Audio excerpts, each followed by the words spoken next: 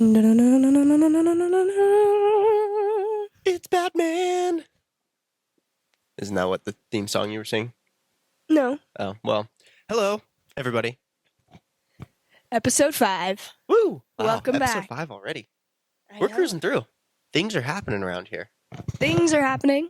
I am your host, Stephanie, And I'm your host, Parker. and welcome back to the Fabric Show. Happy to be here. Are you? Yes. It's a Saturday morning today when we're filming this, about 32 degrees outside in beautiful Salt Lake City, Utah. Yes. What a real kick in the knackers, ain't that? It's a proper kick in the knackers. I rode my motorcycle this morning because I got to go. I had the other motorcycle in the shop. I know, details. And I had to go pick it up, so I got to switch them out. So I rode a motorcycle today, and 32 to 33 degrees on a motorcycle, not the most comfortable experience. I'm not going to lie to you. It's a bit chilly. Even dressing up warm, it just kind of, the wind sort of bypasses everything and get a little cold. And it is still cold. And it's still cold. Yeah, that sounds awful. Yeah, winter is upon us. Yep, October 28th, and it's winter in Utah. Yep. But the fall was actually pretty nice. I feel like last year we got about a week of fall, and then it was straight into snow. Did get some snow yesterday in Parks, not yesterday, a couple days ago in Park City. I was told 4 inches on the deck. Oh, God. 4 inches On the poop deck? on the poop deck. I don't know why it's that. I thought it was just a regular deck, but you learn something new every day. What is that from? It's like, fire on the poop deck. Isn't that SpongeBob? Yeah. I think it's SpongeBob. Yeah, so on the Nice. poop deck. Okay, fair enough. Anyways, Right. it's one of those days Oh, here yes. at the store. So it happens on Saturday morning. Usually we film on Friday morning, but I was feeling a bit under the weather. Yeah, and that's okay because we post on Monday, so we could do it any day up until Monday. Yes. So, yeah, like, we're filming the next one on Tuesday. Mm-hmm. Because then I'm going to be out of town Yep. going on an adventure. Amazing. All Let's get into it. All right. Yeah. So today's Saturday, so we've had 2 days of our open house, Mm-hmm. and it's been a success. It has. It's been great. Super busy. People are getting some screaming deals in here. 40% off the entire store. Oh, yeah. All in stock fabric. Of course. Yeah. But we're selling some stuff that people normally wouldn't feel comfortable buying at the prices that they are because they are just a higher end product. So we're happy to give you the opportunity to get some really nice stuff. And Which makes it fun, especially if you've had your eye on something for a while and it has been out of reach. Well, now it's possible. yeah, we're not going to advertise it anymore though because it ends today. So sorry if you are just now seeing this. You missed your chance, but there'll probably be another one. Yeah, there's always next year. There's always next year. So hold on tight. Absolutely. But we always run some sort of sale, but the 40% off, that's a big one. That was unheard of in the fabric store. Yeah. All right. Well, do we want to give a quick, we went to Guns N' Roses. It was cool. It was cool because we did go to Guns N' Roses. I'm unfortunately not wearing my Guns N' Roses t-shirt today, but you best believe I bought a Guns N' Roses t-shirt because can you go to a concert and not buy a concert tee? That's a question for the audience. If you go to a concert and you don't buy a concert tee, did you go to the concert? That's valid, but did you see their long sleeve t-shirts were $100 Yes, there? I did. A bit of a price gouge there. I did not buy one. I paid $50 for a t-shirt. I think that's expensive for a t-shirt, but you know what? I had to prove that I went to the concert. I'm doing it for the clout. Okay, not really. I don't really care. Not really, but it was amazing. It was one of the loudest concerts I've ever been to. Oh, And I can't believe I'm saying that because I felt kind of old saying that. I was like, oh my God, I'm turning into an old man. But it was so loud. On the other side of that, to see Slash, the man himself, playing guitar on our side too, because we were kind of off to the right side of the stage and that's where he was playing, up close, in person. yeah, I thought I was gonna our die. seats were awesome. We couldn't have picked better. Thank God he was on the right side. I know. Like, that made the show. If you were on the left side, same seat, same price that we were in, but just on the opposite side of the stadium, you'd be so disappointed. Yeah, I would say. Because he was on the right side the whole time. Yeah, I want to, and again, I mean, I guess it depends on Who you're... who you're into there, Yeah. but it was very cool to see him actually playing. I can't believe how fast his fingers move. I know. It's unbelievable. Like in It's crazy. videos, you see it and it's one thing, but to see it in person, it's like, okay, that it doesn't look real. For It genuinely does 3 not. hours. Oh yeah, it was not a 3 short show. It hours. was a 3-hour show. Yeah. They were And- getting it done. yeah. You get your money's worth. And you could definitely tell it was an old people concert because about an hour into the show, 80% of the stands were sitting down. Yep. And no phones were out. Everyone was just in the moment. Which is great. I Yeah. like that. It's great, but it's definitely an older generation thing. I did feel like I wanted to sit down too, so maybe I'm getting old. You might be getting old. You're one of them. Oh, God. But it was amazing. Fantastic. 10 out of 10. Would recommend. I'd go back and see it again. Yeah. It was great. It was great. And I'm happy I got to see the man himself, Slash, tearing it up. Amazing. Yeah. All right. Well, Parker, I see here on the docket you've got some in-depth woven wisdom for I've us got today. some wisdom, and let me tell you, it's woven today. But I'm going to have to consult the script because it's a lot of stuff, and I don't want to mess it up. Enlighten me. Well, we're talking about our good friend, good pal, close friend, linen. Wow. We have a thing for linen around here because linen is double thumbs up, great material, huge fan. So, we're talking about the history of linen because linen, in case you didn't know, has been around for a long time. I also, before we get into this, because this is kind of what sparked this, a lady came in the other day. She had a flag. I don't know if you were here. I wasn't here. Did you hear about this? I saw it on Jows's Instagram story. Super cool. So, flag from the 1850s. Pre-Civil War American flag. Wow. Made out of linen, because that's just what you make it out of. And then she was framing it, but 31 stars on it. Wow. Yeah, pretty cool. It was pretty amazing to see. I mean, what an incredible piece of history to walk through the door. Yeah. So I had to ask her to open it back up again. I was like, can I see that one more time? Because that is really cool. Pre-Civil War. Abraham Lincoln might have looked at that flag. And He been may like, have touched it. he could have touched it. That's some serious history. That's awesome. Pretty amazing. But anyways, so we're talking about linen. We're going to go through some history here. First, we're going back to ye old Egyptians. So, linen, first of all, made from the flax plant. We've actually gotten a demonstration of how it works. They kind of crush the flax plant up and weave it, however they do it. But it's like basically crushed up flax fibers. Pretty interesting. A lot of these linen mills have been doing this for a very long time. But ancient civilizations, notably the Egyptians, we found evidence of linen wrapping like their mummies, for example, or kind of these significant figures, 4000 BC. That's old. My God, man, that's old. That's been around for a while. This here says pharaohs and royalty were often buried in linen, believing it would ensure a passage to the afterlife. Interesting. So obviously linen was very, very significant. Yeah. High quality, finely woven. I don't know how to say it. BYSSUS. That's what they called it. Mm. I don't know how to. I'm not even going to try and butcher it because I don't know. Basus. Basus. Maybe that's it. Basus. It's getting a bit basus. You're acting kind of basus. I feel a little basus today. We then go to the Bible. Linen is mentioned in biblical references. Ancient priests in Israel wore linen garments. Again, so notable, like high figures were wearing this garment because it is a royal garment or a very high quality garment. So we see the Israeli.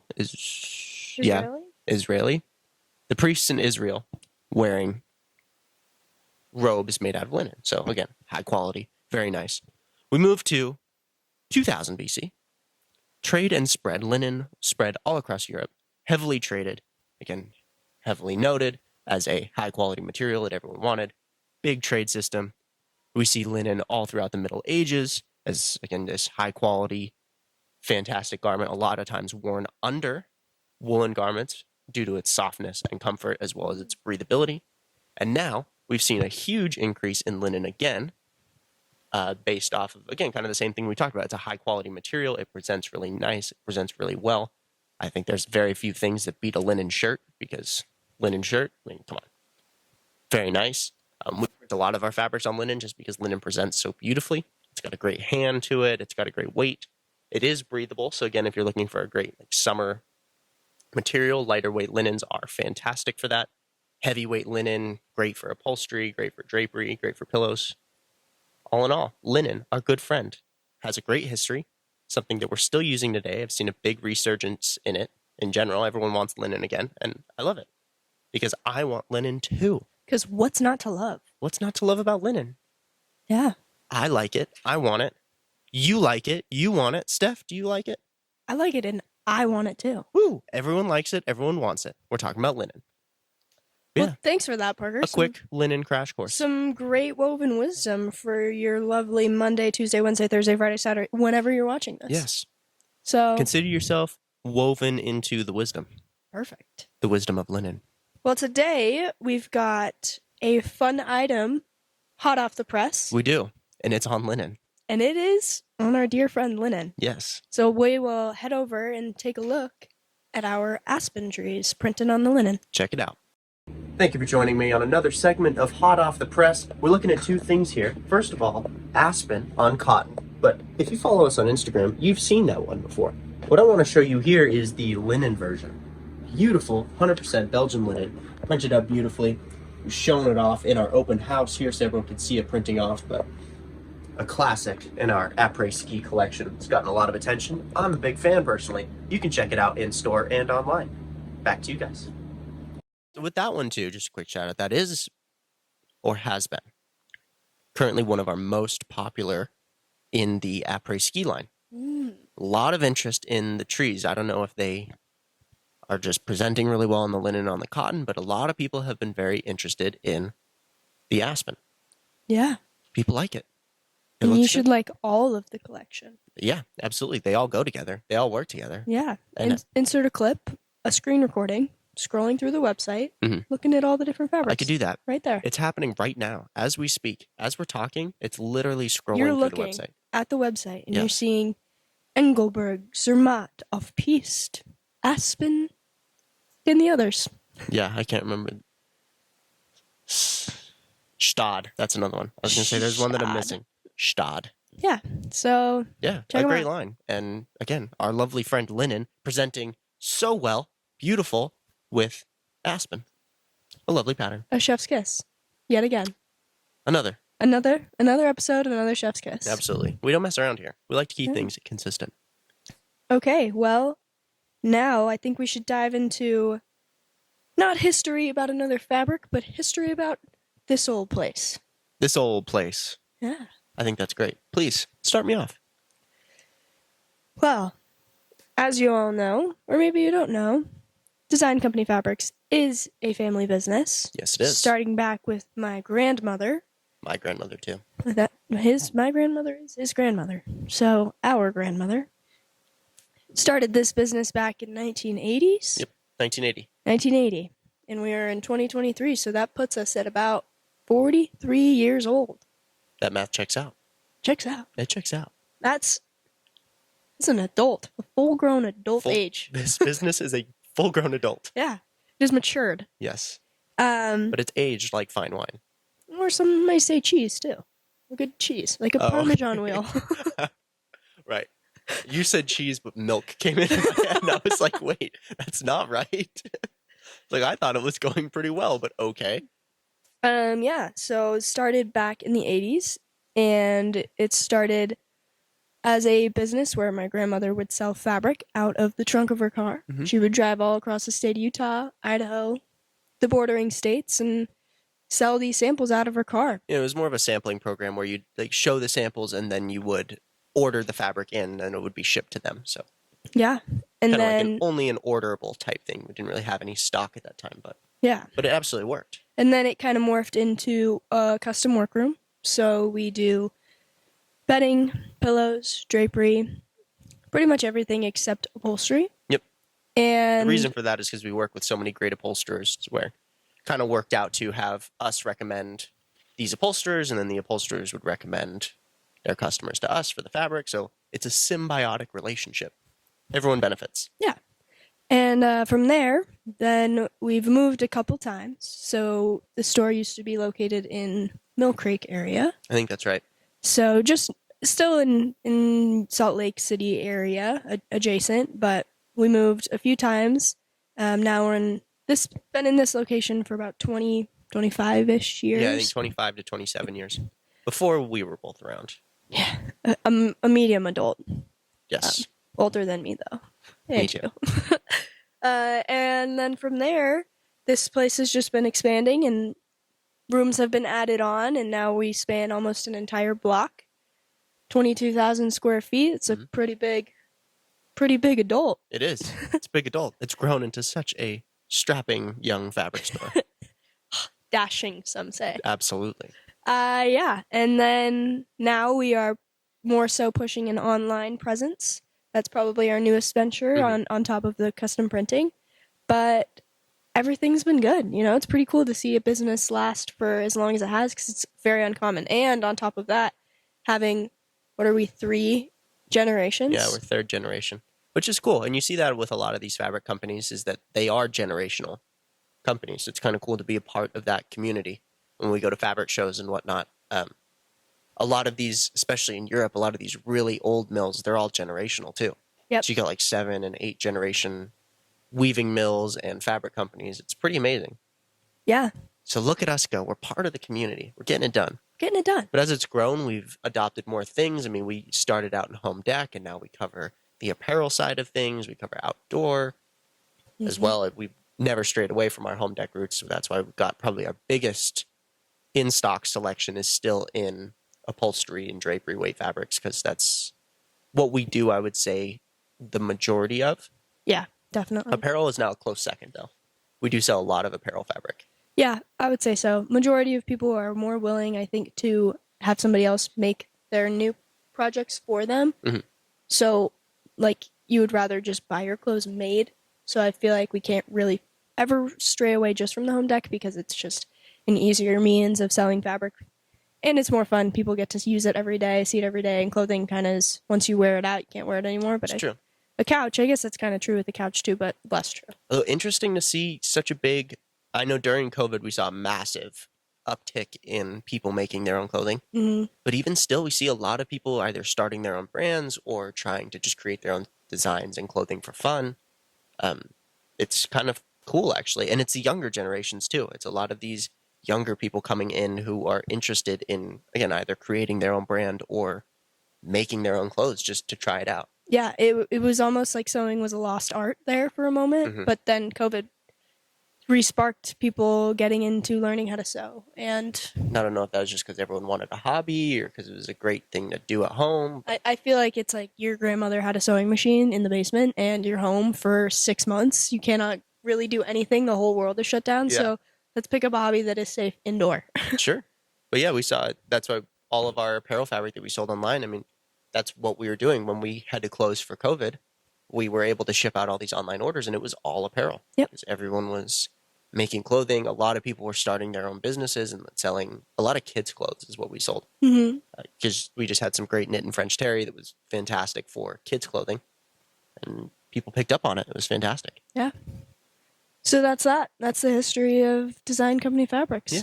Brief. Quick crash course. We could probably get into it again in a later episode, a little bit more details, but that's the general overview. That's the idea. And we're here now. We're having a good time. Like Steph said, we're pushing it to online, kind of the next venture. We're currently the largest fabric store in Utah, so we're just going to keep on going. Keep on moving forward. Keep on. Bigger, better, faster. The best. More powerful. More fabric. Again, if you guys ever make anything cool, definitely tag us. We would love to highlight and shout you out on the show. Absolutely. I've been telling a couple people about it, but I looked and we didn't have any tags this week. So come on, guys, send us some stuff. We'd love to shout it out. We have a lot of followers. We can help you out. Yeah, never bad to have a shout out if you want people to see your stuff. And it's free. We can do it for you. Yeah. That's about all I have for content today. I don't think I have anything. I don't think I have any questions today. I have a question for you. What are you for Halloween? Perry the platypus. Yeah. That's right. picture. Insert. Insert the picture. It's on the screen now. For you lovely listeners, just imagine the greatest Perry the Platypus costume you've ever seen in your entire life. That's what it is. Yeah, it's awesome. Parker, what are you? Well, see, so this is interesting. So our group decided Christmas theme this year. Oh, I don't really know why, but, okay. you know, I'm always down for a good time. So I am a reindeer. Insert picture. There you go. Yeah, a reindeer. Well, sounds warm. It's going to be cold tonight. so- Yes, and it will be. And because I got a brown sweatsuit that I was going to cut up, but then I realized it's going to be cold and the sweats and sweatshirt are kind of cool. So we're not cutting it up anymore. I'm staying warm and toasty. Well, thanks for that. Let us know what you're going to be for Halloween in the comments. We'd love to hear. You can DM us a picture. We'd also love to see it. Yes, that would be sweet. Yeah. I had a lady come in. She was buying some fabric because she was going to be Mike Wazowski and her husband was Sully. And I told her, I was like, please send us a photo. I would love to shout it out on community threads Yeah. because that is amazing. Yeah. Send us your Halloween costumes. We want to see them. Yes. We want to feel like we're there with you. Yes. For the Halloween party. We Yeah. also have our Halloween fabric still available. By the time you see this, Halloween is on Tuesday. So you still got time. This comes out Monday. Our Halloween fabric is $5 a yard. So if you need a last minute, either tablecloth or some drapery or something, some accessories for your party, hold on. Let me grab some.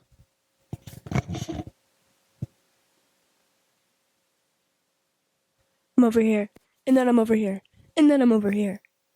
Maybe you need some spooky witches. Sorry, my microphone. Maybe you need some spooky witches here. Well, guess what? $5 a yard, 100% cotton. But wait, there's more. Steph? You need some zombie hands? Yeah, have some zombie hands. $5 a yard. Well, hope you enjoyed episode 5. We will see you for the next one. Send us your Halloween costumes. We want to see pictures. Pictures. Thank you for joining us. As All Steph right. said, we'll see you next time. Bye, guys.